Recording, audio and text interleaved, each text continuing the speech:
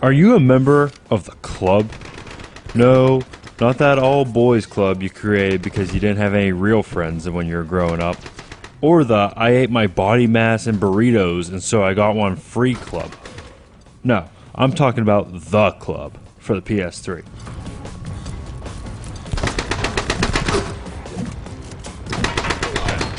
Released in 2008, the developers couldn't decide if they wanted to make a racing game or a third-person shooter. Hey, said one of the creators, why don't we combine them?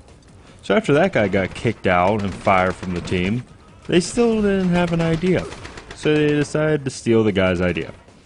Sega really is a group of ruthless people.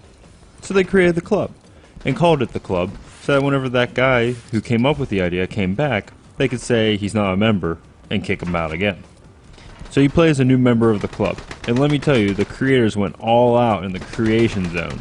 There's the Russian, the blonde American, and the dreadlock Jamaican, just to name a few. True creativity.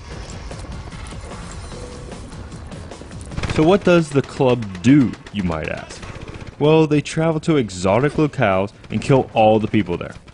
Yep, they just drop you off at a German steel mill and tell you to run through and kill everyone. They're gonna try to kill you too, so it's fair.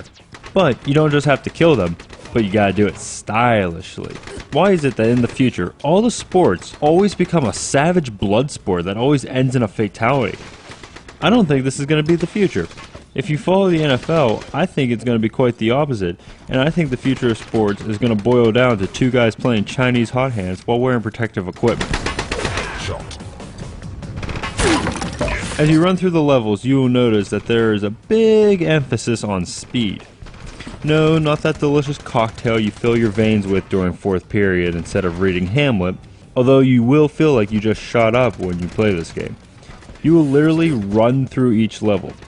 It's almost like the developers didn't want you to stop and see the environments. Which is a good thing because you will notice they lack any real polish. If they didn't tell you where you were going, I wouldn't be able to tell which environment was which. So instead of improve the graphics, they decided that they could just make you want to run past everything as fast as possible. Run past all the blandness, and maybe even run to a better game.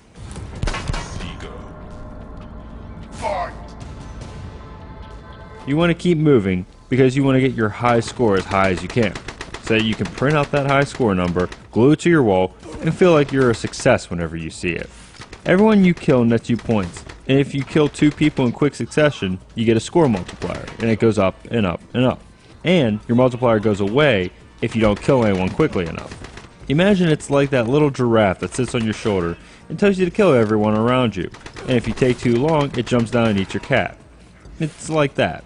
Everyone has one of those, right? So you don't want to take too long to find your next kill in the club, and luckily you won't have to.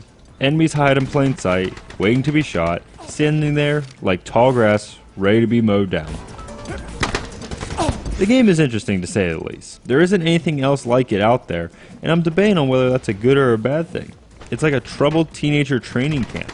Not only does it take place in a world where killing people is sport, but they want you to not waste too much time in between kills. The game is for people with short attention spans and who have a desire to hurt people. But hey, same people keep internet discussion boards going.